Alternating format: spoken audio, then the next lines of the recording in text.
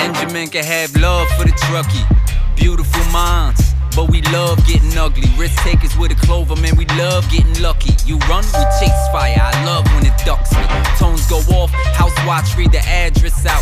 1075, get up off the magic couch. 500 gallons prepared for the baddest drought. Who else you want on the way when disaster's Can't even get a little bit rattled when you enter with exit apparel. Mayday, member down, they'll drag you. You won't get this from every Tom, Dick, and Harold, but here's a view from the top floor with Mickey Farrell. Yo, back on the patio. Clipping it up. You good? I'm good. So I don't have my phone because it's recording. Oh. So you decided to double down on a topic, I think, which is important to talk about. But man, do people get sensitive about it, man. Yeah. Work-life balance. I don't even think, I don't like the term. I don't, and that's how it originally started. Was like I was kind of like not making fun of it, but just like this term doesn't really make sense in real life, in reality of people who actually work for a living. Growing up, I mean, there was never work-life balance. No. Like when I was a kid, my father owned his own business. Mine as well. And he worked 7 days a week, 12 hours a day. And he came to sporting events when I was a kid when he could. He came to back to school night when he could. He was home to tuck me in when he could. Like, you want to explain to these other generations about a work-life balance? Like, I'm not saying that what they did was right, but I'm conflicted because I understand the importance of trying to be there for your children, be there for your spouses, be a big part of the family. But like my father was a producer, right? His contribution to my family growing up was producing. And he doubled down on his business because he always had to be there, which meant he was all in, which meant he got very, very good at what he did. Very similar to the fire service. But where we are today is we've gotten to a place where we think work-life balance, this term, has now become paramount in everybody's perception of what life is supposed to be about. Like, I think we're spoiled today more than ever to think that we're allowed to put ourselves sometimes in front of other things, and it's all about me first.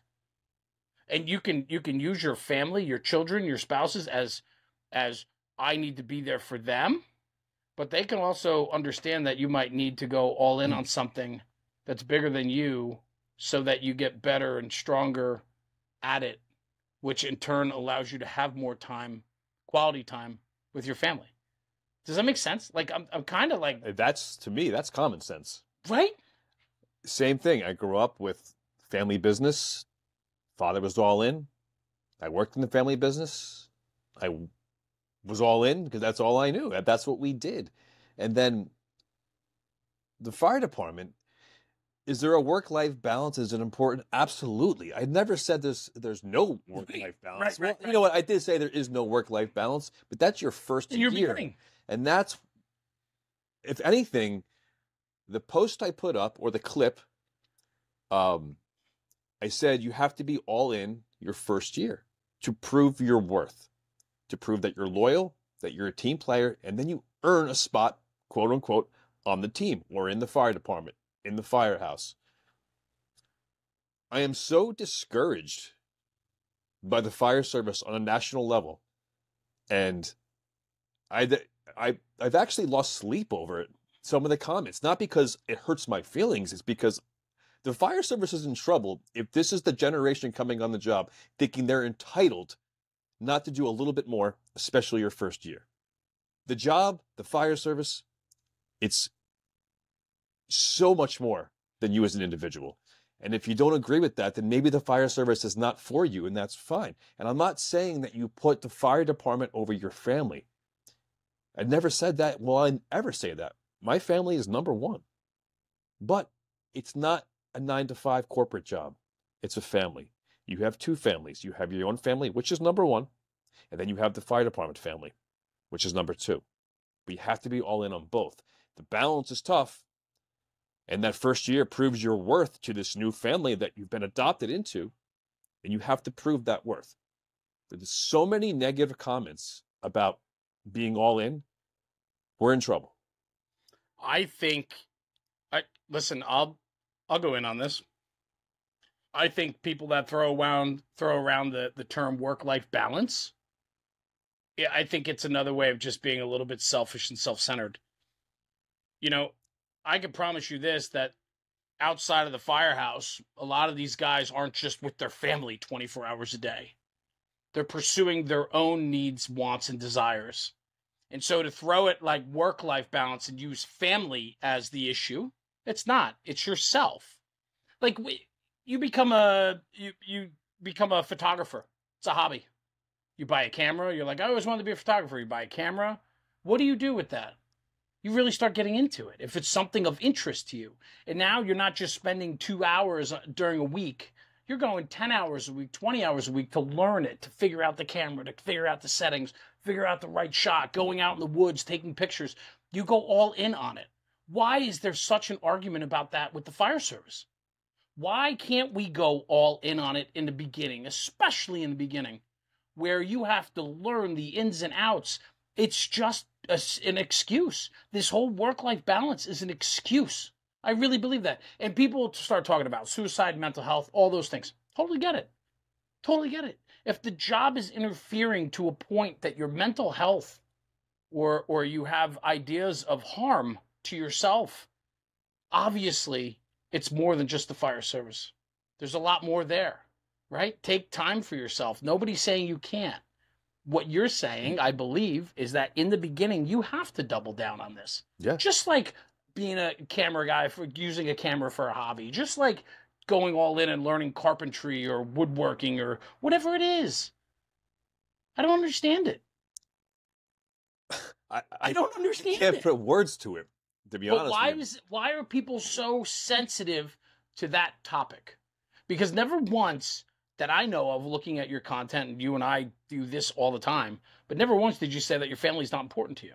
Never once did you prioritize anything else other than saying in the beginning of your fire service journey, we need you to double down and triple down and quadruple down on the job. Yeah. That's it. Why are we getting so hurt on that? The problem is that you're not entitled to anything in the fire service, because when you come to that front door with your cakes as a probie, you could be a combat vet, you could be a plumber, you could be a kid with your first job. You're all equal when you come. Yes. No one's getting any special treatment. Isn't that what we're looking for in today's fire service? Equality across the board? Yeah, it's got to be across the board, though. That's right. Now, obviously, maybe the combat vet will outshine the kid who worked at Best Buy because he's been in the field. He's more of an adult. He's been matured through life. But that's his job, as the better probie, to pick up the other probies. But when you come to that front door as a probie, you're all probies. And you have to prove your worth. I don't care what you did up to that day. I respect what you did outside the firehouse, obviously. But the second you come through that big red door, we're all equals. And you have to prove your worth. All I think about is the chip. It's like, when we start focusing on ourselves, there comes this level of expectation and entitlement, which is just the chip on your shoulder, right? If this is who I was, this is what I've done. I mean, I don't want to miss any more holidays or birthdays or anything else. I get that. But, like, you signed up for this too. Like, the fire service didn't come grab you and say, be one of us. Yeah. You seeked it out. And part of the process is learning the process. And I find it hard to believe. I think we love to talk out of both sides of our mouths today more than ever in society. It's like, we want it this way, but we'll go this way. And it's like, I find it very hard to believe that when you sit around, and everybody loves these Brothers in Battle videos and all these incredible videos that came out in the 80s and 90s about all these hard-hitting firemen, especially in New York City and Washington, D.C., there's Chicago, there's a bunch of videos. Everybody loves the nostalgia of that. And those guys in those videos, do you think they're talking about work-life balance? That's exactly it. I think it may be a regional thing. We've spoken about that. I think there's a lot to that, and we should stay on that, but go ahead. We'll come back to it. I don't think that the culture of the fire service in the Northeast, particularly in the tri-state maybe, it's different, I'm realizing, than a lot of other places where it is a family here. And volunteer or career, it's always been a family type environment. So being all in, you're still including your family into a lot of things. You're not leaving them separate. Yeah, you have to go to work and do your thing, but it's collectively a family event, the fire service.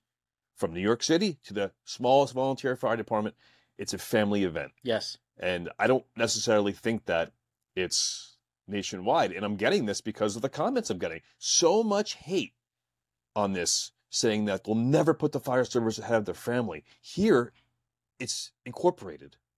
It's one. So many things we do with the kids and the families in the firehouse. Rafting trips, family camping trips, dinner dances, picnics. Like, it's one family. I'm worried about something. I'm worried that if we'll never put the fire service in front of our families, when you're called upon to act, are you going to act? That's something to consider or to think about. Yeah, that's right. If you're blindly gonna throw around these things on social media, right? You put a post up about your feelings about the fire service and what your experiences have been, and you formulate your opinions on your own experiences.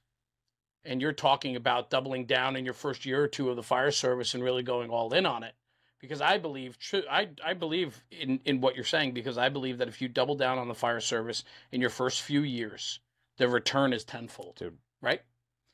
But here's my concern. If you're going to just put out a blanket statement that says, like, I'll never put the fire service in front of my own needs or my own family, when it's time to go to work and somebody else needs you, a stranger, are you going to perform? Are you going to put yourself in harm's way because potentially you could harm your family? Or are you going to back down from that challenge?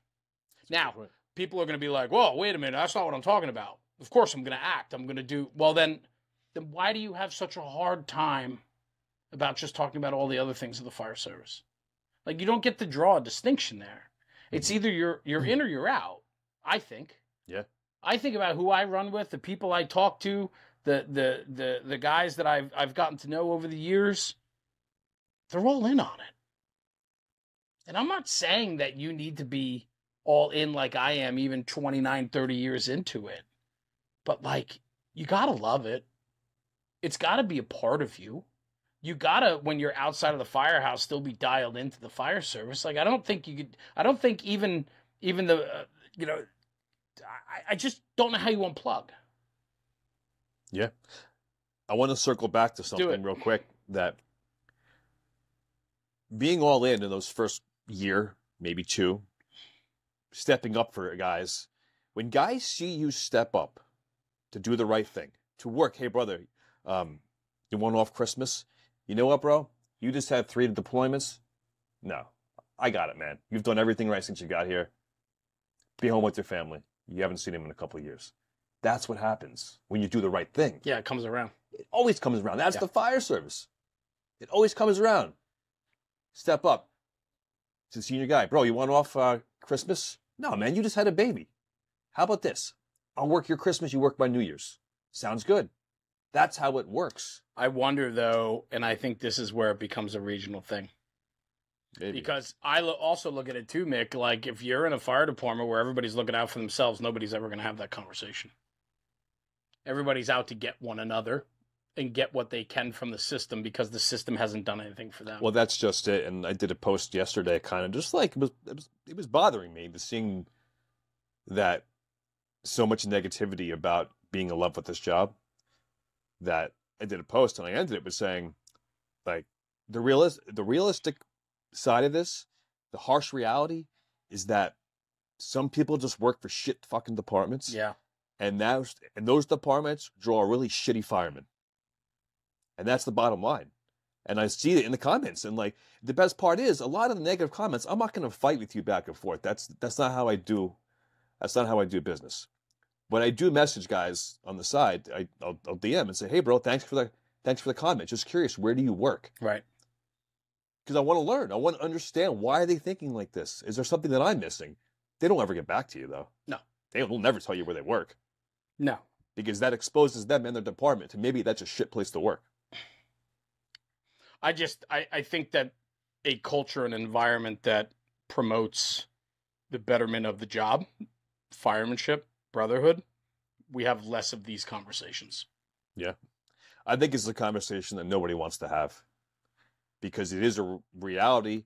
I do start to see it. I'm starting to see it a little more in my job. And that's what made me put that out there and say, hey, man, your first year, you have to prove that you're part of this family. Your job is very big. And I'm sure some firehouses are better than others when it comes to absolutely the supporting one another and not trying to get one over on one another. And now the next argument I hear is that, well, guys are getting on the job later in life. They're already established. And one comment was, it depends on the probie. If he's a single guy with no kids, well, then he should be working. And if he's a married guy with kids, he shouldn't be stepping up and working. He should be home with his family. Again, we're all equal. I don't care what you did before you walked through that red door. When you walk through the red door, we're all equal. So you can't vet a guy in the sense of who's more valuable from what they did prior. Does that work in a training academy? Negative. Like, hey, man, I'm here with 2 kids and he's single. So can I get off early on Friday to go home and spend time with my family? Yeah. Like, you don't get to do it during probie school, right? Nope. But when you come to the firehouse and we're both going home and you had soccer game with your kid and I'm a single guy, guess what, bro? You're out of here. You go home first. You hope, yeah. That's how it works. If you do the right thing, right. Just that first year will set your reputation for the 19 more years to come. So I'm wondering if you need to like clarify what you're specifically this is about. Because like if you gave a list of like 20 things to talk about or 10 things that are like things that you're starting to see, like relieving guys early or the Christmas swap, right? You have kids, I don't. Hey man, let me work for you. Like, you know, but the young kid, how they double down in the first year or two, maybe it needs to be spelled out clearer. Like the expectation is, yes, you should be willing to work any overtime shift that comes up. You should be willing to stay late or be held over. You'll be the guy that gets transferred. Like these are things that like maybe we need to be clearer in what the expectation is instead of just saying you need to double down. Maybe we need to specifically tell you like this is what's expected. And you're right. And maybe that's not what's happening because people are scared to say that. That's right. That's what I'm getting at, right? Is like maybe there's this level of like uncertainty or not really understanding what you mean by like being all in the first year or two. You're not saying you got to live there 24 hours a day, and you're not saying that you have to be there, you know, when you're not supposed to be there. But it's the effort. It's all of it, right? That goes in on top of what your daily expectations are. No, that's right. And I'm just trying to think back to like, I was told these things. Right. I didn't know them. I don't think it's being told now. Right. And that's where I think maybe also other departments never had that culture. Because I hear far too often people are unhappy with their workplace, their department, their culture, and they're seeking more. All the traveling I do, I see that more often than not, where they're like, oh, like I'm really into the job. Where I work, they don't get it. They don't get me. So maybe it is a cultural thing, but maybe it's also an educational thing where you can't teach culture, but that's not really culture. It's almost the rules that are unwritten. And the generation today, everything needs to be spelled out for them, written down with rules and regulations. They want regulations. They want the firehouse rules. Well, guess what? The firehouse rules aren't written down because it's a standard that's been set with the senior guys that came long, long before you. And the thing is, when you take care of this job, you nourish it and you love it, this job will take care of you and your family tenfold, but you have to be willing to understand what that standard is. The standard was there long before you got there. But maybe we're not teaching that standard anymore. Maybe the guys with 3 years and 5 years and 10 years are becoming too wrapped up in their own shit that they don't spell out the expectation. I mean, put it this way, right? I've had plenty of conversations with guys that are like, I've never done my own laundry before. I've never made coffee before. I never even mopped the floor before. Because they 22 years old, they lived in mom and dad's house and mom did everything for them, and now they're in the firehouse, career or volunteer. And now we just have this this expectation that you're going to keep the coffee pot full, you're going to push the mop every morning, you're going to make sure whatever's done is done, right? You're going to be the first guy up to pick up the phone call. You're going to, when the buzzer rings, you're going to be the first guy to the door to greet the visitor. if they're not told these things and shown these things, are we doing them a disjustice or a disservice by not explaining to them? We used to take it for granted that it was just like they understood. Yeah. No, that's a great point. I think everyone's scared to. Well, that's the other thing. Scared to push any limits because of, like, there's just like, I don't know what the word is, almost like tattletales with this generation coming on. We're like, oh well, this isn't in the rules and regulations. I don't have to follow it then. Imagine that. And then now, Can you imagine saying and that? now the senior guys are scared to say, well, you have to do this. Well, it's not written down. You can't tell me to do that. It's not in the book. It's not written down. Show me where it says I have to do that. And that's a lot what I am seeing. I don't know. Can you imagine the audacity, like to be able to push back like that when you're new, and then whine when you're not considered equal or respected? It's crazy to me. It's crazy to me. It's like everybody wants this. They want the big leagues, but they're not willing to do the right thing to be in that arena, if that makes sense. It does. When I say big leagues, I'm not talking about the biggest cities. I'm talking about the biggest family of any job. They want to be a part of it. They want the culture, but they're not willing to do what it takes to be there, to get it, to understand it. I think that, and to go back on what we were talking about a little bit earlier, is I think so many people are just okay being mediocre. Yeah. I think that people today don't have the hustle and drive within them to be the best they could potentially be, because being mediocre gets them through. Some people just float through the system. I got you an 8th place trophy. Congratulations. Right? I mean, that's great. You were here. You Yeah.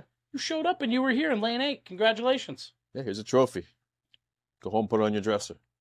That's common knowledge now. Like, everyone gets a trophy. But now we're starting to see the effects of that generation in the workplace, where they think they get a trophy for just coming to work. Yeah. And doing the bare minimum. You know what I love, though? I love still the young aces. I was just in the back of my mind as we're talking, I'm like, we're beating up this thing. Yeah, me too. And there's so many all-stars as well. And that's the thing. So then it's like, where do they come from? Yeah. Like, how is there such a different level of delivery between people of the same age, same backgrounds, and yet aces and failure? I think the aces come from team sports, and team sports that were almost on a different level, like a travel team per se. It could be a rec team, but like guys that fell in love with soccer or baseball or football, and they were all in high school. Yo, this is what I'm doing.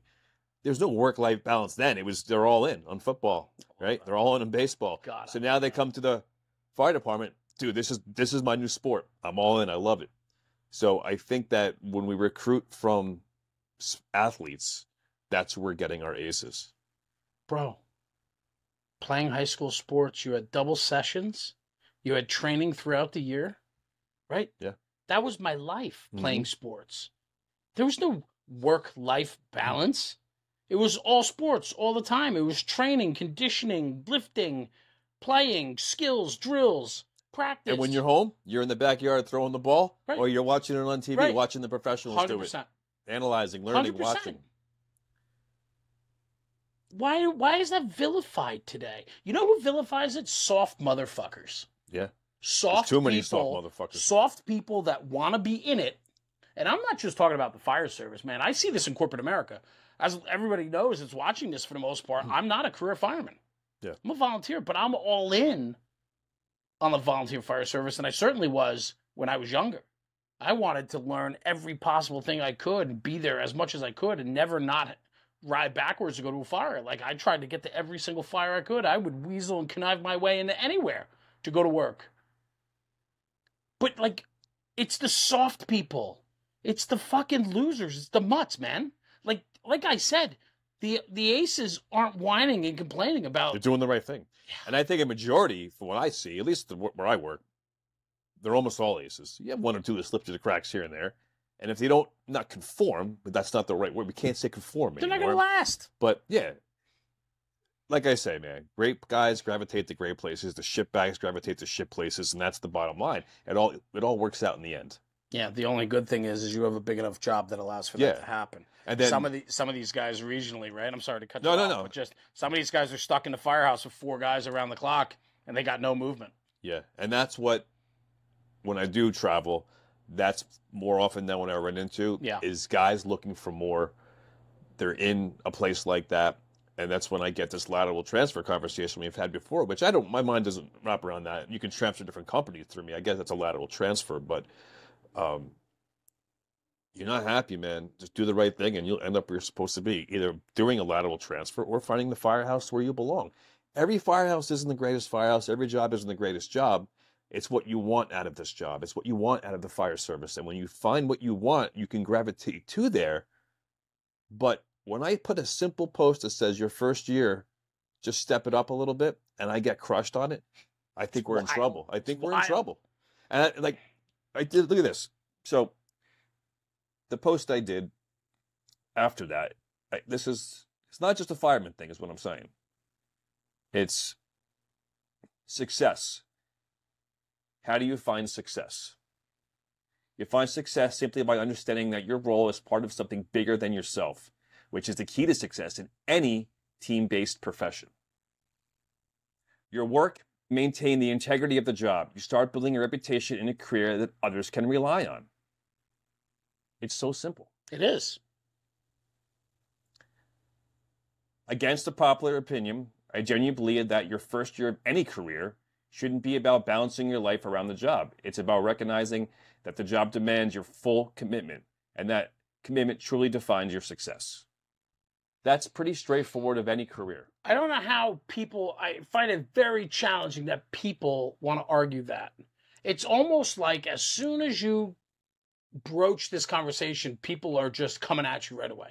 Yeah. Without even taking a half a second to recognize where they're even coming from or why they're even coming at you like that. I don't understand it. I think it's funny. I don't know why I'm glutton for punishment, I guess, because we got past the last time. Yeah, you and I have done this before. And then I think because it's an important message. Yeah, I think it is. And I don't know why, nobody's saying that your own personal life, your family, your other commitments are not as important or even more important. However, in the beginning, we need you to be all in. Yeah.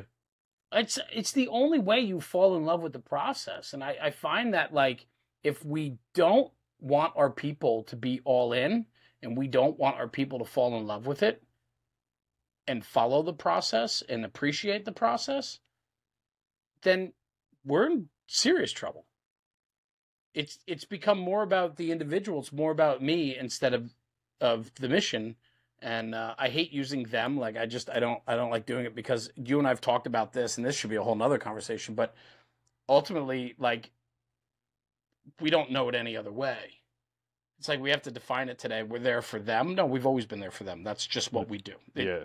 But my point is when we don't put the mission, them, and our people first, and we put ourselves first, well, and I would challenge those that want to argue the work-life balance. Good, when you're not in the firehouse, are you truly taking that time to spend with your family? Yeah. Are you doubling down as a dad? Are you present? Are you a good spouse? I challenge that. Because so many people think they are, and then they get home and they're on their phone or they're, surrounding themselves with other things to do, and it has nothing to do with work-life balance. It has to do with your selfish balance of I need something more for myself. Yeah. It's crazy. It's crazy. I don't know, bro. You're going to get beat up on this one pretty hard. I think I will too. From soft motherfuckers. I don't know what we're saying. I don't know what we're saying is so wrong. And I don't know how people can take serious issue with this topic. If you literally want to tell me that you don't need to go all in your first year or two, well, I promise you it's going to show in your work ethic. It's going to show on the fireground. It's going to show in your relationships in the firehouse. What you just said, though, is that somebody wrote in the comments, the one was overtime is not doing the right thing. It's mandatory to adequately staff your department. As a young guy, you should want to be in the firehouse learning as much as you can. You should want to be going to as many fires as you can so you can get the mistakes out of the way to get really, really fucking good at this job. I don't understand why that's such a hard concept. I think, we talked about regionally and the mandatory holdovers in a lot of departments, especially out in the West and down South.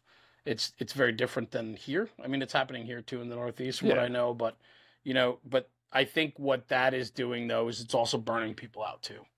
And I think that the system is letting our people down in some places. No, listen. I think why we're getting beat up on this is exactly what you just said. The system is letting people down. I see it in my job with the staffing problem. Yeah. Don't have enough firemen. Right. But it is a regional thing, and I think that guys are burnt out, and they're kind of like, you know what? Screw this city. They'll never do anything for me. Screw this town. They won't do anything for me. It's about my family. But we have to remember that, yeah, screw the city, screw the town. But it's the brothers in the firehouse that you don't want to screw over. That's the family. That's what makes this job so special. Not the city you work for, not the town you work for. It's the people inside that big red door that we have to take care of. We take care of each other. Very well said. I don't think any city or municipality has ever taken care of their firefighters the way they should be taken care of. Especially after COVID. The way COVID, I saw a different side of a lot of things. But mainly how we were treated. We were just numbers. They didn't give a fuck about us. Yeah. It was very, very obvious. Do I love the city? No, I hate the city. For the way they treated us during COVID, I'll be honest. But I love that job more than anything in the world. And it's not the job that I love. It's the brothers on the job. Yeah. In the firehouse, behind the red door. But that is the job. That is the job. Like when we say the job, it's all encompassing. Yeah. It's all of it. And I just don't know how you can separate one thing from the other when it's just all of it is a part of the process. I don't know. I'm curious to see where this is going to go. But, I would say to take pause before you want to leave a comment or argue your position, understand what this conversation was about before just firing off. I've never, ever said, comments. Put the firehouse ahead of your family. It's always family first, but that's the fine line we have to balance on, because how do you do that when there's so much more to do in the firehouse? There's so much expected of you to do. Well, the thing is, it truly is a young man's job, physically, but also socially. So if you're getting into this job later in life, understand what you're getting into. Yeah. Because it's not corporate America. It's not a 9 to 5. It's a family. I love it. Passion. It's a tradition. There's a culture there that needs to be understood if you're going to be all in. And to be all in, that's how you are a great firefighter. Anyone can be average, be a great firefighter, not on the fire floor only, but to have the respect and love and compassion from the other members of that fire department, of that job, of that family. You have to be all in. Enough said.